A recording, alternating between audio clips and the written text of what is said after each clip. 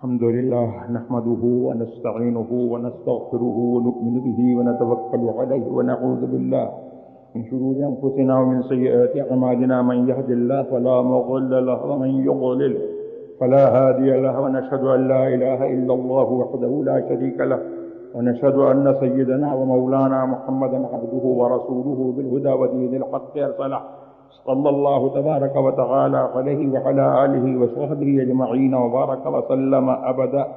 أما بعد فأعوذ بالله من الشيطان الرجيم. إن الله يأمركم أن تؤدوا الأمانات إلى أهلها. صدق الله مولانا العلي العظيم وبلغنا رسوله النبي الكريم الأمين المكين ونحن على ذلك لمن الشاهدين والشاكرين والحمد لله رب العالمین. غوث اعظم زمانے بے سر ساما مدد قبلہ کی مدد کعبہ ایما مدد انتظار کرم تستمن عینی رائے خدا جویو خدا بینو خدا دا مدد. درود شریف اللہم صلی علی سیدنا و مولانا محمد قافت الابدان و شفایا وقب القلوب ودوائه ونور الابصار وغیاء علیہ صحابی بارک وسلم.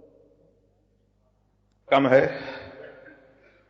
میں کوشش کروں گا کہ اس مختصر وقت میں جو وقت مقرر ہے اس وقت میں آپ کو کچھ اللہ تبارک و تعالی کا پیغام، اس کے رسول علیہ الصلوۃ والتسلیم کا پیغام آپ کو پہنچا دوں. تلاوت کے لیے آیت کریمہ کا ایک جز اس وقت کی نصیحت کے لیے منتخب کیا. یوں تو قرآن کریم کا ہر حرف منتخب ہے اور وہ اس کا کلام ہے کہ جس کے کلام میں کسی کو کوئی کلام ہو ہی نہیں سکتا، شک اور شبہ کی گنجائش ہو ہی نہیں سکتی، اور اس کا ہر کلام اور ہر پیام، ہر قول ہمارے لیے درس حیات ہے.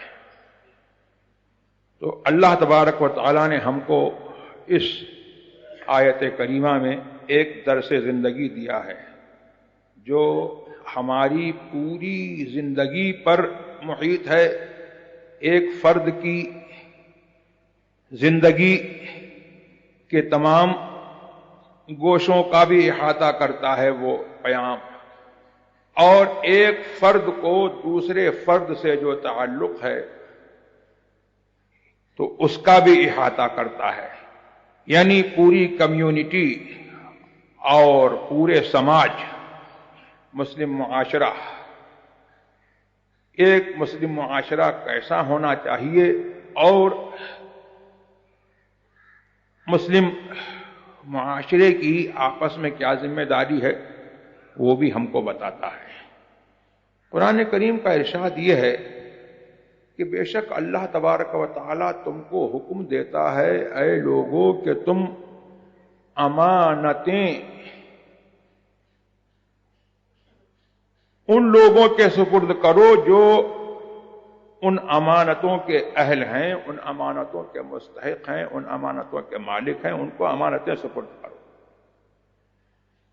امانت ہر وہ چیز جس کو اللہ تبارک و تعالی نے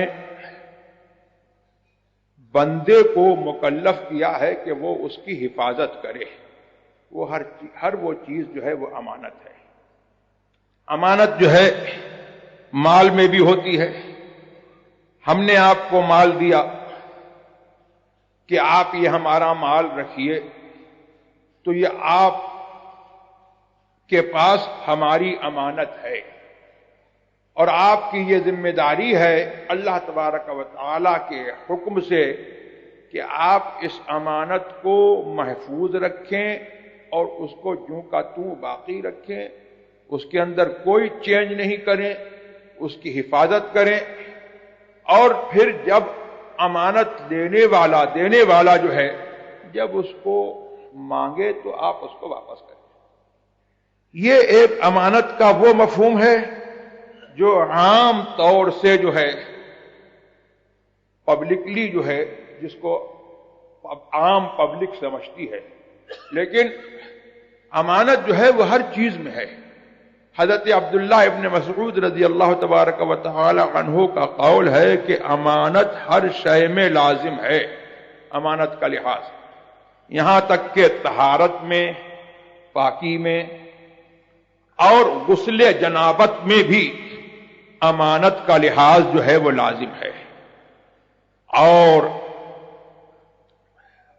امانت جو ہے آدمی کو اپنے دین اور اپنے دنیا کے تمام معاملات میں جو ہے امانت کا لحاظ لازم ہے، یعنی جن چیزوں کی اس کو حفاظت کا حکم دیا گیا ہے ان چیزوں کی وہ حفاظت کرے۔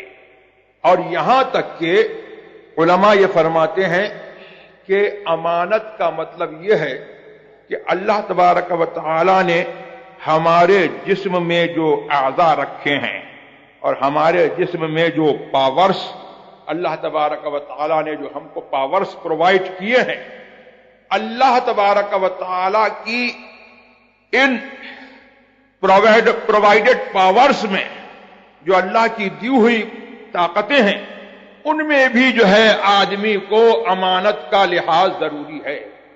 یعنی مطلب یہ ہے کہ آنکھ کی امانت یہ ہے کہ اللہ تبارک و تعالی نے جس چیز کو دیکھنے کا حکم دیا ہے اس کو دیکھے، اور آنکھ کو جس چیز کو دیکھنے سے منع کیا ہے آدمی اس چیز کو نہ دیکھے۔ کان کی امانت یہ ہے کہ جو بات سننے کا حکم اللہ نے دیا ہے اس کو سنیں، اور جو بات اللہ نے جس بات کو سننے سے منع فرمایا ہے اس سے جو ہے وہ باز رہے۔ ہاتھ کی امانت یہ ہے کہ جو کام کرنے کا حکم اللہ نے دیا ہے وہ آدمی اس ہاتھ سے جو ہے وہ کام کرے، اور جس سے منع فرمایا ہے آدمی جو ہے اپنے ہاتھ کو اس سے بچائے۔ پیر کی امانت یہ ہے کہ جہاں پر اللہ نے حکم دیا ہے جانے کا وہاں پر جائے، اور جہاں پر اللہ نے حکم دیا ہے نہ جانے کا وہاں پر ہمارا پیر نہ جائے۔ اسی طریقے سے جو ہے زبان کی امانت یہ ہے کہ جو بات کہنے کا حکم دیا ہے وہ کرے، وہ کہے، اور جس بات کو کہنے سے منع فرمایا ہے وہ نہ کہے۔ جس چیز کو چکھنے کا حکم دیا ہے اس کو چکھے، کھائے، اور جس چیز کو چکھنے سے جو ہے اللہ نے منع کیا ہے اس کو نہ چکھے، اس سے دور رہے۔ ناک کی امانت یہ ہے کہ جس چیز کو سونگھنے کا، اسمیل کرنے کا حکم دیا ہے اس کو جو ہے وہ اسمیل کرے، سونگے، اور جس چیز کو سونگنے سے منع کیا ہے اس کو نہ سونگے۔ تو آدمی کے پورے جسم میں جو ہے اس امانت کا حکم جو ہے اللہ تبارک و تعالی کا لاگو ہے۔ اور امانت جو ہے اس کے 3 گوشے ہیں۔ ایک تو بندے کا جو معاملہ رب کے ساتھ ہے اس میں بھی اس کو امانت کا لحاظ ضروری ہے۔ ایک بندے کا معاملہ جو اپنے نفس کے ساتھ ہے اس میں بھی امانت کا لحاظ ضروری ہے، اور ایک بندے کا معاملہ جو بندوں کے ساتھ میں ہے اس میں بھی امانت کا لحاظ ضروری ہے۔ اسی امانت میں سے یہ ہے کہ بندہ جو ہے دوسرے بندے کو بھلائی کا حکم دے اور برائی سے اس کو روکے، یعنی امر بالمعروف، بھلائی کا حکم دینا، والنہی عن المنکر، اور برائی سے روکنا، یہ بھی جو ہے وہ امانت کے قبیل سے ہے۔ تو جب مسلمان جو ہے کسی بندے کو بھلائی کا حکم دیتا ہے تو یہ نہیں ہے کہ وہ حکم جو ہے اس کا حکم ہے، بلکہ وہ رب کی، اس کے رسول کی، اللہ کی اور اس کے رسول صلی اللہ تبارک و تعالی علیہ وسلم کی اور دین کی، اور جو اس کے بزرگ ہیں اس کے اوپر صحابہ کی، اہل بیت کرام کی، بزرگان دین کی ایک امانت جو اس کے پاس ہے اس کے لیے وہ اس بندے کو وہ سونپتا ہے۔ یہ ہر شخص کو سوچنا چاہیے۔ اور جب وہ کسی بات سے منع کرتا ہے تو گویا کہ اس کے پاس جو اللہ و رسول کی، بزرگان دین کی امانت ہے تو وہ اس کو جو ہے اس کو وہ سونپتا ہے۔ تو اسی طریقے سے جو ہے آدمی اگر جو ہے امانت کا لحاظ کر لے تو یہ معاشرہ، پوری ہول مسلم کمیونٹی جو ہے یہ مطلب یہ ہے کہ سدھر سکتی ہے اور سنور سکتی ہے۔ اور کیسی ہو سکتی ہے؟ آج ہمارا حال یہ ہے کہ ہمارا حال جو ہے سب سے برا حال ہے. ہماری اچھی باتیں جو ہیں وہ یورپینس نے، انگریزوں نے، ہندوؤں نے، یہودیوں نے، نصرانیوں نے جو ہے ہماری اچھی باتوں کو جو ہے ہم سے سیکھ لیا اور ہم نے ان کی بری باتوں کو جو ہے ان سے لے لیا. اگر ہم اب اس امانت کا لحاظ رکھیں، جس امانت کی حفاظت کا اللہ نے ہم کو حکم دیا ہے، تو ہم جو ہے ایک مثالی قوم اور ایک پیئرلیس قوم، ایک یونیک قوم اور ایک جو ہے مثالی قوم جو ہے ہم دنیا کے سامنے ہو سکتے ہیں کہ دنیا جو ہے ہمارا چہرہ دیکھے گی، ہمارے اٹھنے کو دیکھے گی، ہمارے بیٹھنے کو دیکھے گی، ہمارے بیہیویئرز کو دیکھے گی، تو دنیا جو ہے ہم کو دیکھ کر کے جو ہے وہ سدھرے گی. تو یہ جو ہے اللہ تبارک و تعالیٰ کا پیغام ہے. اور امانت کا مطلب یہ بھی ہے کہ آپ کے پاس اگر کسی کا راز ہے تو اس راز کی حفاظت کریں. آپ کے پاس اگر کسی کا راز ہے تو اس راز کی حفاظت کریں. یعنی بندہ دوسرے بندے کے راز کی حفاظت کرے. اور یہ بھی ہے کہ اللہ و رسول کا اگر کوئی راز آپ کے پاس ہے تو آپ جو ہے اس راز کی حفاظت کریں. یعنی مطلب یہ ہے کہ جو لوگ جو ہے اس راز کو جاننے کے اہل نہیں ہیں، آپ وہ راز ان کو نہ بتائیں، بلکہ آپ کی یہ بھی ذمہ داری ہے کہ آپ کا جو اپنا راز ہے، شریعت آپ کو جو ہے ایڈوائز کرتی ہے، بلکہ آپ کو آرڈر کرتی ہے کہ آپ اپنا راز جو ہے وہ ایسے لوگوں کو نہ بتائیں کہ ان کو راز بتانے سے جو ہے آپ کو نقصان پہنچے. اسی لیے جو ہے شریعت میں جو ہے یہ فرمایا کہ امرہم شورا بینہم، یہ مسلمان جماعت جو ہے وہ جماعت ہے کہ ان کا مشورہ ان کا معاملہ جو ہے وہ یہ ہے کہ ان کا معاملہ، ہر معاملہ جو ہے وہ آپس کے مشورے سے طے ہوتا ہے. مسلمان کی شان نہیں ہے کہ دوسرے غیر مسلم سے وہ مشورہ کرے. مسلمان کی شان یہ نہیں ہے کہ غیر مسلم کو اپنا راز بتائے. مسلمان کی شان نہیں ہے کہ غیر مسلم کو اپنا رازدار بنائے، بلکہ مسلمان کی شان یہ ہے کہ مسلمان سے مشورہ کرے، مسلمان کو اپنا راز بتائے اور مسلمان کو اپنا رازدار بنائے. اور مسلمان جو ہے ہر چھوٹے سے چھوٹے معاملے میں، بڑے سے بڑے معاملے میں، دین کے معاملے میں، دنیا کے معاملے میں مسلمان جو ہے مسلمان سے ان ٹچ رہے. یہ مسلمان کی شان نہیں ہے کہ اپنے جو ہے معاملات میں جو ہے وہ دوسروں کو دخیل کرے. اگر یہی تو بڑی بات ہے کہ آج جو قوم مسلم کو نقصان پہنچ رہا ہے، وہ بات کیا ہے؟ وہ بات یہ ہے کہ مسلمان نے جو ہے غیر مسلموں کو اپنا رازدار بنا لیا ہے، غیر مسلموں کو اپنی جو ہے کمیونٹی میں ملا لیا ہے، اور غیر مسلموں نے اور مسلموں نے جو ہے مل کر کے جو ہے کونسل بنا لی ہے، کمیونٹی بنا لی ہے، یا کوئی جو ہے انہوں نے جو ہے کوئی کمیٹی بنا لی ہے کہ اس کے اندر مسلم بھی شامل ہے، غیر مسلم بھی شامل ہے. یہ قرآن عظیم کا منشا نہیں ہے. یہ جو ہے امانت کو اہل امانت کے پاس سونپنے کا جو حکم ہے اس کے بالکل خلاف ہے. بلکہ قرآن عظیم کا منشا یہ ہے کہ مسلمان جو ہے مسلمان کو رازدار بنائے، اور مسلمان سے اپنا راز کہے، مسلمان دوسرے کو اپنا راز جو ہے وہ نہ پہنچائے. آج جو قوم مسلم کو نقصان پہنچ رہا ہے وہ اسی وجہ سے پہنچ رہا ہے کہ قوم مسلم کو جو امانت اللہ تبارک و تعالیٰ نے سونپی ہے اس امانت کا قوم مسلم جو ہے لحاظ نہیں کر رہی ہے، اور اس امانت کو پہنچانے میں جو ہے وہ اس کے ادا کرنے میں جو ہے وہ کوتاہی سے کام لے رہی ہے.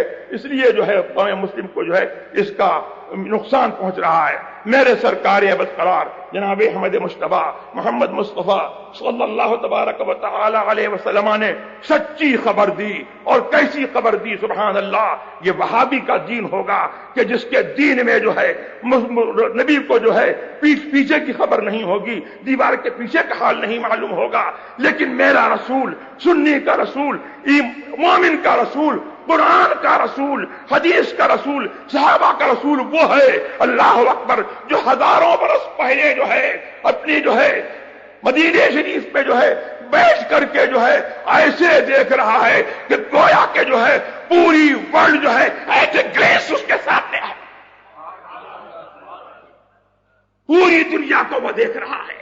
وہ فرما رہے ہیں اول ما يرفع من هذه الامه الامانه واخر ما يبقى الصلاه وسيصلي قوم لا دين لهم۔ سب سے پہلی چیز جو اس امت سے اٹھ جائے گی وہ امانت ہوگی، اور سب سے بعد میں جو باقی رہنے والی چیز ہوگی وہ نماز ہوگی۔ یعنی نماز جو ہے بظاہر جو ہے دیکھا جائے گا کہ نماز باقی رہ گئی ہے، صورت نماز باقی رہ جائے گی، حقیقت نماز جو ہے وہ باقی نہیں رہے گی۔ کیوں؟ اس لیے کہ امانت لوگ کھو دیں گے، امانت جو ہے لوگ کھو دیں گے، اور امانت کا کھونا جو ہے وہ دین کا کھونا ہے۔ میرے سرکار سے ایک حدیث مروی ہے، ایک صحابی نے کہا کہ سرکار نے ہم کو جب بھی خطبہ دیا تو کم ایسا ہوا کہ سرکار نے یہ نہ کہا ہو کہ لا ایمان لمن لا امانت لہ، الا لا ایمان لمن لا امانت لہ، الا لا ایمان لمن لا امانت لہ، الا لا ایمان لمن لا امانت لہ، ولا دین لمن لا عہد لہ۔ سن لو کہ ایمان اس کا نہیں ہے جس کے پاس امانت نہیں ہے، سن لو عہد اس کا نہیں ہے جس کے پاس جو ہے دین نہیں ہے۔ تو اللہ کی طرف سے جو عہد ہے حفاظت کا، تم اس کی امانت کی حفاظت کرو گے تو اللہ کی طرف سے جو ہے اس کے ذمہ کرم پر ہے کہ تمہارے دین کی حفاظت کرے گا، تمہاری حفاظت کرے گا۔ اور اگر تم اس کی امانت جو ہے کھو دو گے تو اللہ کے لیے جو ہے ایسی قوم کے لیے کوئی عہد نہیں ہے، نہ دنیا میں تمہاری حفاظت ہوگی، اور اگر معاذ اللہ رب العالمین کسی اور حالت پر مرے تو آخرت کا حال تو جو ہے اس سے بھی برا ہے۔ تو ایمان جو ہے امانت کا کی حفاظت کرنا جو ہے یہ ایمان کا جو ہے بہت بڑا جز ہے، اور امانت جو ہے ایک معنی میں جو ہے وہ ایمان ہی ہے، اور کلمہ طیبہ بھی جو ہے وہ امانت ہے۔ اب بہت سے لوگ ایسے ہیں کہ کلمہ طیبہ تو پڑھتے ہیں، لیکن کلمہ طیبہ پڑھنے کے ساتھ ساتھ جو ہے جو کلمہ طیبہ کا مفہوم ہے وہ اس مفہوم کو جو ہے ادا نہیں کرتے ہیں، اور کلمہ طیبہ پڑھتے ہیں اور گویا کہ وہ سمجھ کر کے نہیں پڑھتے ہیں۔ کلمہ پڑھتا ہے رسول کا لیکن کہتا ہے کہ ہم جیسے ہیں، کلمہ پڑھتا ہے رسول کا لیکن کہتا ہے کہ یہ کچھ نہیں کر سکتے، ان کو کوئی اختیار نہیں، کلمہ پڑھتا ہے رسول کا لیکن کہتا ہے کہ یہ کچھ نہیں جانتے۔ تو پھر کلمہ پڑھنا جو ہے یہ کس کام کا ہے؟ کلمہ ہم کو بتاتا ہے کہ جس کا ہم کلمہ پڑھ رہے ہیں وہ ہمارا حاکم ہے۔ رسول تو اب انسان تو ہے لیکن ایسا انسان ہے کہ اس جیسا کوئی انسان نہیں ہے، وہ ہمارا حاکم ہے۔ کلمہ پڑھتے ہیں ہم رسول کا تو کلمہ ہم کو یہ بتاتا ہے کہ وہ ایسا جاننے والا ہے کہ وہ خدا کے راز کو جانتا ہے، اور خدا کے راز کو اس نے ہم تک پہنچایا ہے جان کر کے۔ اور کلمہ ہم نے رسول کا پڑھا تو ہم یہ جانتے ہیں کہ وہ ہمارا جو ہے ایسا حاکم ہے کہ رسولوں کا بھی حاکم ہے، نبیوں کا بھی حاکم ہے، ان کی امتوں کا بھی حاکم ہے، ہمارا بھی حاکم ہے، اور قیامت تک جو ہے حکم اسی کا چلنے والا ہے۔ اب اس حاکم نے جو ہے ہم کو منع کیا کہ غیر مسلموں کو رازدار مت بناؤ، غیر مسلموں سے مت ملو، تو اب جو ہے وہ کہیں جو ہے کسی بھی نام سے جو ہے کوئی کونسل بنے جس میں غیر مسلموں کو جو ہے شریک کیا جائے وہ خدا کے اور اس کے رسول کے حکم کے خلاف ہے۔ اعلی حضرت نے جو ہے اسی لیے جو ہے ندوے کا رد کیا تھا۔ حضور کے زمانے میں بھی جو ہے ندوہ تھا، حضور کے زمانے میں جب حضور تشریف فرما تھے تو بھی ندوہ تھا۔ تو ندوے کا کیا کام تھا؟ ندوے کا کام یہ تھا کنسپائریسی اگینسٹ مسلم۔ اس کا کیا کام تھا؟ کنسپریسی اگینسٹ مسلم، مسلمانوں کے خلاف جو ہے سازش کرنا اور رسول کے خلاف سازش کرنا۔ اس زمانے کے ندوے والے جو ہے کیا سوچتے تھے؟ رسول کو قتل کر دو معاذ اللہ، رسول کے دین کو جو ہے برباد کر دو معاذ اللہ، رسول کو قید کر دو معاذ اللہ، رسول کو ان کے گھر سے نکال دو، ان کے شہر سے نکال دو۔ یہ سب قرآن کریم کے بارے میں، قرآن کریم میں ان کی سازشوں کا اللہ تبارک تعالیٰ نے ذکر کیا۔ تو اس زمانے میں جو ندوہ تھا وہ بھی رسول کے خلاف جو ہے سازش کرتا تھا۔ اب اس زمانے کا ندوہ جو ہے اس نے بھی جو ہے رسول کے دین کے خلاف یہ سازش کی اور اس نے نعرہ لگایا کہ ہر کلمہ گو مسلمان ہے۔ میں کہتا ہوں کہ ہر کلمہ گو مسلمان ہے، یہ بات جو ہے اپنے اطلاق پر ایبسولوٹلی جو ہے یہ بات صحیح نہیں ہے۔ وہ کلمہ گو مسلمان ہے جو رسول اللہ صلی اللہ تبارک و تعالی کو غائب داں سمجھتا ہے، جو ان کو اپنا حاکم سمجھتا ہے، جو ان کے پورے دین پر ایمان رکھتا ہے، وہ کلمہ گو مسلمان ہے۔ اور وہ کلمہ گو مسلمان نہیں ہے کہ کلمہ تو پڑھتا ہے لیکن رسول کے دین کے خلاف کنسپریسی کرتا ہے۔ اس کے مصداق جو ہے وہابی ہیں کہ وہ رسول کے دین کے خلاف جو ہے کنسپائریسی کرتے ہیں، منافقین کی بولی بولتے ہیں، کہتے ہیں کہ رسول کو غیب کی خبر نہیں۔ اس کے مصداق رافضی ہیں کہ وہ صحابہ کو جو ہے گالی دیتے ہیں اور حضور صلی اللہ علیہ وسلم کے دین کی جو ہے کا مذاق اڑاتے ہیں اور حضور کے دین کے ضروریات کے منکر ہیں۔ اور اس کے مصداق جو ہے سنی کے علاوہ جو ہے ہر بد مذہب جو ہے اس کا مصداق ہے۔ تو میرے رسول کا حکم یہ ہے کہ سنی آپس میں مشورہ کرے، سنی سے متحد رہے۔ تو اس زمانے کا ندوہ جو ہے رسول کے خلاف کنسپائریسی کرتا تھا، اس زمانے کا ندوہ جو ہے وہ بھی رسول کے دین کے خلاف کنسپائریسی کرتا ہے۔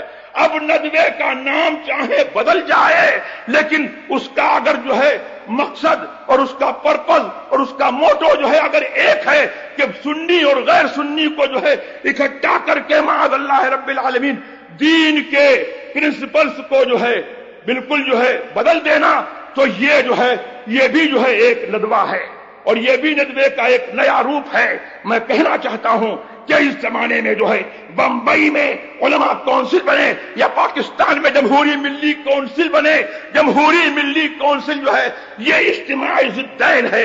ایک طرف جمہوری، دوسری طرف ملی۔ انگریزی کی ڈکشنری اٹھا کر کے دیکھو، سیکولرزم جو ہے، سیکولر کس کو کہتے ہیں؟ جو بے دین ہو۔ جمہوریت کس کو کہتے ہیں؟ جو لادینیت کا نام ہے۔ تو لادینی اور ملی یعنی دینی ان کا جو ہے اتحاد نہیں ہو سکتا ہے۔ اسی طریقے سے علماء کونسل میں جو ہے رافضیوں کا، بوریوں کا، قادیانیوں کا، وہابیوں کا اور سنیوں کا جو ہے اتحاد نہیں ہو سکتا ہے۔ اور جس نے ایسا اتحاد کیا ہے اس نے جو ہے دوسرے شکل میں جو ہے ندوے کو جو ہے دوسرا نام دیا ہے، اس نے جو ہے ندوہ قائم کیا ہے۔